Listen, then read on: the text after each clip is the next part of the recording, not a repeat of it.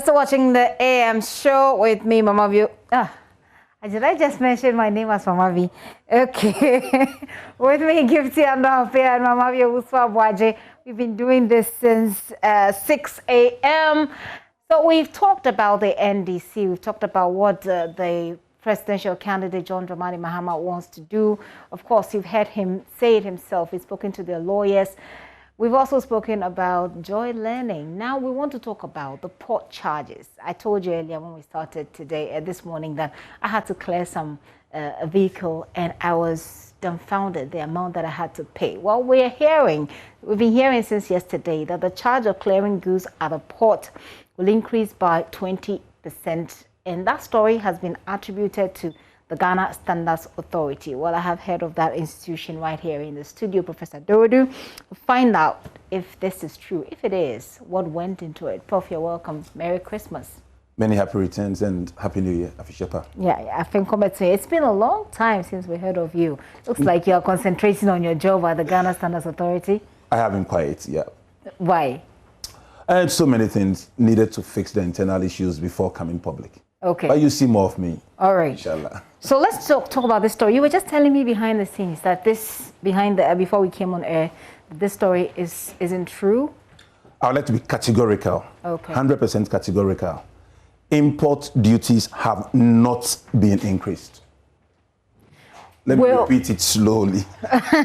Okay. There have been no increase in import duties.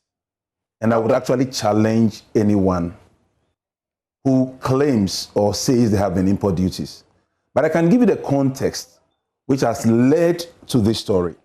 But it's so important to be absolutely categorical. Okay. For starters, the Ghana Standards Authority cannot and does not levy import duties at the port. It's the duty of Parliament by law. Okay. Charges cannot be flown in as sorties. It's the duty of Parliament, and Parliament has not.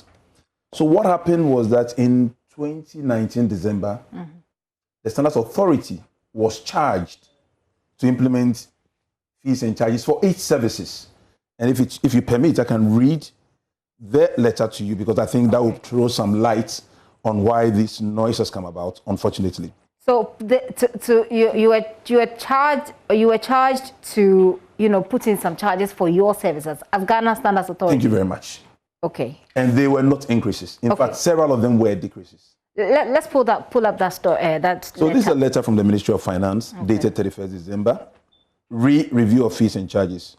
Reference is made to the proposals for review of fees and charges collected by Ghana Standards Authority for the delivery of goods and services as follows. So basically, every agency, if you want to increase or reduce your charges, Parliament does it. So you go to the Ministry of Finance, they put it out. This is different from the 1% import duty charged by law under the Import and Export Act. And that is a law of Parliament and only Parliament. Not even the executive, not even the president can touch that. Okay. So, but there are some extra costs. There are no extra costs. So I will read what the letter states. And I think that is where the ambiguity came in. So the letter stated, approval has been granted for the upward review of the fees as follows. The first statement said 20% of existing fees and charges. Introduction of new fees and charges. Accordingly, the approved fees, Appendix 1, were provided and laid in Parliament. The LI came into effect following 21 days on 22nd November. The purpose of this letter from the Ministry of Finance, signed by the Deputy Minister, is to request the Ghana Standards Authority to take the necessary steps to implement the fees as approved. But let me give you some details of the fees. Because so what I want to understand is there are some extra charges for consumers to pay. No. So let me read. The following fees have remained the same and remain the same. Shopping malls and supermarkets, cement products. This is just the registration fee. Some are as low as 500 cedis for a year for the services undertaken. People are confusing that with the import duties and other things. So the following categories have not changed. Shopping malls and supermarkets, cement products, iron rods, printing equipment, roofing materials, lubricants, arms and ammunition, mining equipment. The following have been reduced petroleum exploration equipment from 10 to 5,000, tobacco products from 10 to 5, gaming items. The following have been increased by 20%. Office equipment, floor tiles from 1,000 cities to 2,000 cities a year, and then sanitary wares, and then cell phones, and then textiles. And textiles, there was a reason for it.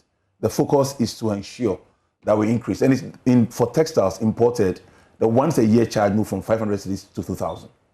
From 500 cities to 2,000? For once a year, for importers. Okay. Not for consumers and this. We are talking about commercial. I'm going to come there, but I don't want to get confused. Sure. And it looks like if I'm not careful, I will be confused. And if that happens, it's not good for my viewers.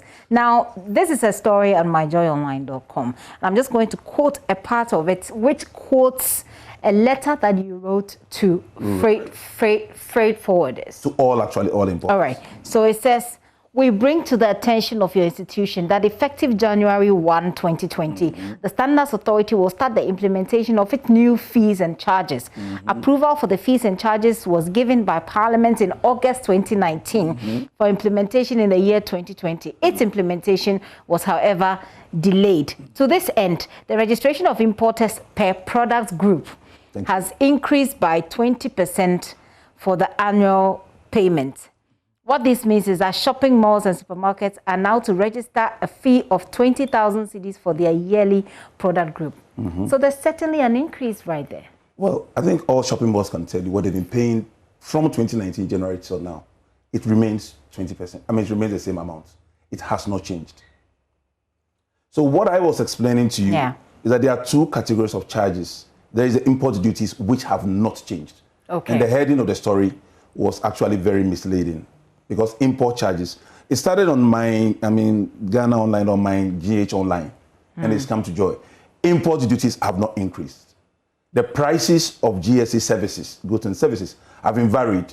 Some have come down, some have gone up, even more than the 20%, and several have remained the same. Okay. That is the fact, and all importers out there can bear testimony to this. Okay, so certainly some items or some services, as you're saying, have gone up, and you were just explaining some of them to us. There's something that has jumped from 500 cedis to 2,000 cedis. I mean, what a growth! I think I'll be pleased if you would also ask why some things have reduced by as much as 50%. But let's start with the ones that have gone up, because that's our concern. We're in COVID, people have lost their jobs, people have lost their relationships. So at this point, I think the focus of everybody is which one am I going to pay more for? So let's deal with that one. We'll come to the ones that... Okay, let me give you the ones. I mean, I will use textiles as an example. There's no interest in encouraging the import of textiles materials. We want to boost domestic growth of the textile industry. That is not in doubt for anybody. And indeed, nobody would say that as a country, with Akosombo and other textiles going down, you want to facilitate more import of textiles. It's not going to work. We need to create jobs here. We need to pursue an agenda of self-reliance. In COVID times, we had to rely on ourselves to produce the fabrics we needed to create the nose mask. Nobody came to our aid as a country, and we cannot and will not. Really, it becomes careless. But if you take things like exploration, it's fallen by 50%. Okay, because what do you want apart from the textiles, and it makes sense that one of the reasons is to demotivate people from importing textiles, because we produce some here. And we've seen how cheap textiles, have flooded our markets, and people have complained about that as well. So that is a motivation behind increasing the importation of charges for importation of textiles, right? For GSA, we went across board because ideally every year you expect prices to move up in line with inflation. Okay. For maybe 8 years, none of the prices have changed. So normally what do? You approach the Ministry of Finance and say, we want to charge for our services. And finance will look at it and say, no, we don't want to put a burden on consumers. In so doing, actually, a lot of our fees are below cost. Several. I get the below cost thing, and that is what I mean something. Out of 100 fees, about 90% are below cost. I get it. I think you're creating the balance here for us to see that it's not everything that has gone up, but I want us to focus on the ones that have gone up. Textiles, you've given us a great example. Which other things have gone up by Floor the tiles. charges? I'm just giving samples. Yes. Floor tiles have gone up from 1,000 to 2,000 cities a year. From 1,000 to 2,000 cities per year. Okay. Per importer.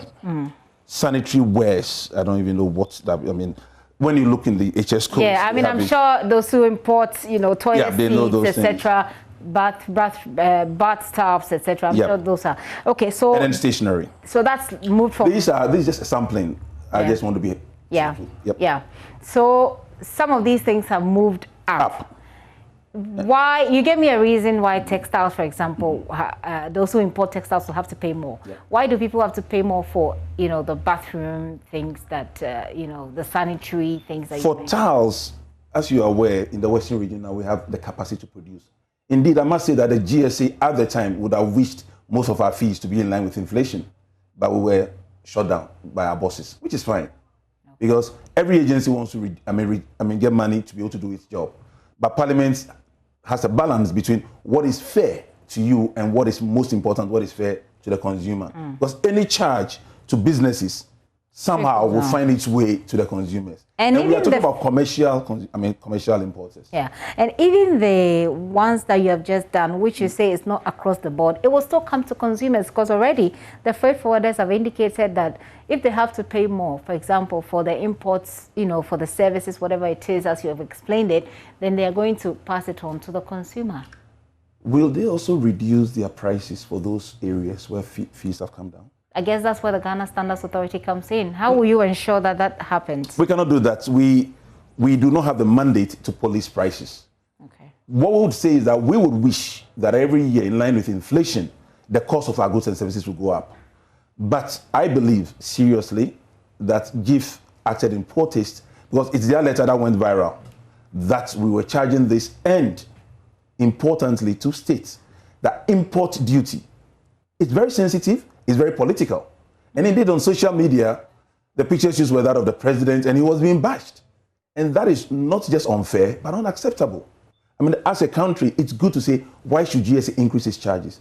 But GSA charges are not the same as import duty. That's number one. Number two, it is only Parliament, only the Republic of Ghana, the Parliament, that can, levy fees. And Parliament has given approval for some fees to be charged. Linking it into the political moves technical issues, which should be handled by technical people, into the political realm. And for me, that is unfair. I would not pretend that there are no political twists or subtle hints at the back of it. Well, we can talk about the politics a little bit. I'm just looking at the real push and pull factors and how this is going to trickle down to us, the consumers. So at the end of the day, this news is out there. You know that we're talking about a country that has very high illiteracy levels. Well, we're also talking about the people who run their own business, the informal sector. For example, most of them also rely on such imports. At the end of the day, this rumor, so to speak, is out there. So apart from how you have explained it, the perception is out there that now we're paying more. People we have seen over the years would increase prices. Regardless. Yeah, exactly. So even though the explanation is that, oh, this is not what it seems to have been from the beginning, certainly there's going to be some changes, and people are going to say, well, they've increased it, and they will start putting the burden on the consumer. How do we deal with this, if you like, mess that this particular development has created? So severally, first and foremost, and it's our responsibility as Standards Authority to actually clear the mess. Because we put out a message, whether it's been misinterpreted or not, our duty is to be sure that the real intent gets to the public. So that is our problem, and we have to deal with it. That I would accept. Number two, by moving our processes completely digital, we are hoping that consumers will not actually feel much less. Because previously, for personal goods and other things, we were meant to charge 500 cedis. We said no. It becomes, quote unquote, another nuisance to people. So several things have come down. But what we believe is that by taking the human bits, the human interference out of the whole system, one, we will actually make more revenue as an authority, but consumers will pay less. But Gifty, I'm going to touch on something, if you kindly permit me, which all Ghanaians have to engage with. For me, quality is not negotiable. But I would ask a question, how much are we willing to pay for quality? We cannot really rely on what I would say inferior quality products to the detriment of our industries. That for me, in fact, any country that relies solely on import will perish. But that's what we do. We Currently, rely that is what we are doing. a lot on imports. We were. Yeah. And the mindset should change. I mean, I am duty bound to ensure that by forcing quality of products coming into our country, we ensure that our local industries will move up. We have done it in other sectors. I mean, why should Ghanaians buy furniture imported 2 weeks pro? I can give you the data on some of the textiles we've imported. They'll kill you. Are you charging anything extra on imports on furniture? No. Unless it's been captured as some other HS codes. Okay. But we are not. But what we are doing from the 1st of January, and we've written out, we will check every single furniture. Fortunately, we have a world-class laboratory to test furniture coming into the country. If it doesn't meet the specs, it would have to leave. Because if you don't insist, if you are not robust in enforcing quality, at the end of the day, things go awry for everybody. Case in point, the fuel marketing companies, who's been on air several times, we engaged them during the COVID period and said, look, you say you don't like the naming and shaming, but we have a responsibility towards Ghanaians. My salary is paid by Ghanaians. Now, fortunately, they agreed and said, okay, instead of checking us twice a year, we would agree that you check us 4 times a year. Okay. And then we will pay. I mean, per time we charge them. And small things like this are beginning to move things up. We are happy that MPA is saying that now check every lubricant coming in. If the quality is bad, let it go bad. Because at the end of the day, every Ghanaian deserves quality. If we state actors do not enforce that, then why are we there? Are you engaging with the freight forwarders to clear this up because of the position that they've also taken, which is, well, if we have to pay extra for anything, we'll pass it on? Has there been any sort of engagement? Over the years, we've engaged them multiple times, and we still keep engaging them. Indeed, Guta called and said, now send me NTSO because the air charge is the same. I mean, the air charge is the same. I said, well, after writing to about 30 trade agencies that something that was written to them 2 years ago is not being implemented, one goes out. I don't believe in the blame game. At the end of the day, if people have anxieties, it's our duty to explain to them. But the central message remains, and I'll repeat it 1,000 times, import duties have not been increased. Now, I'm looking at how the Ghana Standards Authority will then bring in the freight forwarders, to have a conversation so that at the end of the day, we don't have split information going out there. That's misinformation essentially to the people. And the earlier you're able to, engage the freight forwarders to ensure that they're not passing on any other charges, for example, the better, isn't it? We've actually had engagement. We've spoken to Guta. We've spoken to the Traders Advocacy Group, because we've spoken to all these and only one went out. And we believe this message is better coming from the traders. And we are hoping that early next week, most of the traders associations themselves will go out to the country. Because coming from us, quote unquote, we are interested parties. But I believe that the traders themselves, who have their own sheets when they go and pay, will be speaking to the country. Okay. With our support, of course, because they are not going to move unless we create a platform for them to tell their story. Let's take a look at the things that have been reduced, the prices that have been reduced for which product or which category of products, if you may. Petroleum exploration, tobacco products, because the Food and Drugs Authority have been charging them now per volume. Okay. So we know that they are paying. But shouldn't we be paying more for that instead to discourage people from smoking? If you ask me, and I don't make the law, I always believe in what we call the syntax. Products that don't help us, you charge you to fund the health system. But that is a different discussion. I mean, as a health worker, I have a different view, but Parliament also has its views. Our view was that most of those things. But for the exploration, I agree.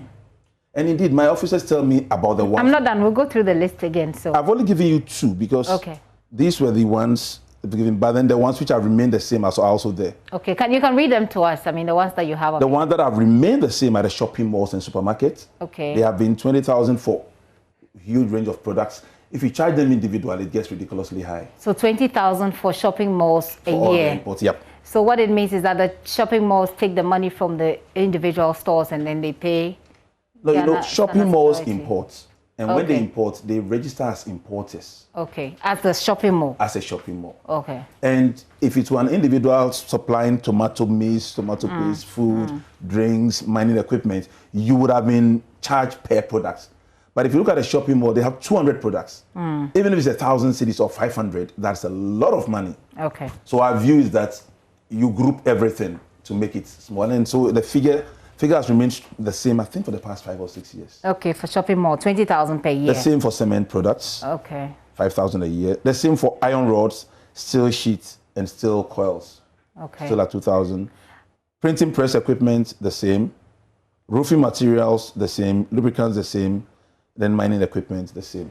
I think it will be important for the Ghana Standards Authority to list some of these things, and engage the media, engage in some heavy public education, so that people know the things that have been reduced, the things that have remained the same, the things that have been increased, so that it guides people. Those of us who care to know if we're going to make any purchase, who care to know and figure out how much we have to pay, so that it's people go out there guided. Otherwise, anybody can take advantage of this situation and pass on unnecessary costs to consumers. Already people are complaining about the high cost of doing business. People will complain anyway. People have said that, well, the inflation rate hasn't really been unstable. It's been pretty stable. So has the exchange rate. So why do we have to pay more? So that is a conversation that's going on. So without the details, as you have, some of which you have given us, I think it will be very difficult. I mean, Gifty, I will take your advice, especially coming from communicators. I'll bring my invoice later. Thank you very much. We'll be ready for it. But I would like to assure the Ghanaian public, because there are a few things which have gone on. Over the years, we realized that if we don't improve the ease of doing business, we perish as institutions. So you will notice that both the Food and Drugs Authority and the Standards Authority have said that for people who do business with us, we've gone into what we are now calling progressive certification or licensing, to ensure that the lowest of the low can be charged 200 cedis, 100 cedis for our services, and big business will be charged what is commensurate to the work you do. Because currently, if you're certifying sachet water or something, different products, what Unilever pays is what a small and medium-sized company is paying, unless they go through a BSSI. And why don't we make it fair to everybody? 2, by digitizing, we are really reducing costs across board. And I think last but not the least, we are making ourselves more open and more accountable to the people who pay for us to be where we are. It's a frustrating job, because Ghanaians, on one hand, would approach you and literally beg for bad quality products to come in. And some of us have said we will never yield. I've spent all my career enforcing safety. I just can't change. But there's a mindset that I know is going to lead to a few trouble. Why? Ghanaians hate enforcement, but enforcement there will be. This 2021 will be a year of enforcement.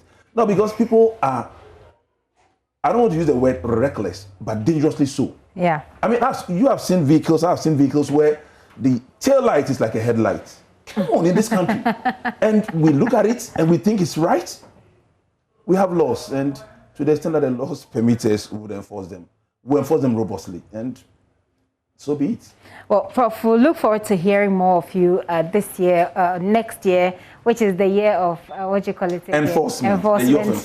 A year of enforcement. But well, if you are listening to us, the Ghana Standards Authority says the import, duties have not been increased. The services provided by the Ghana Standards Authority have seen some variations. Some of the services have been increased, payment for some of the services have been increased, some have been maintained, and some have been reduced. Subsequently, and hopefully, the Ghana Standards Authority will put that list out, so that, as much as possible, what they can put out, so that people are guided. Prof, thank you so much for coming.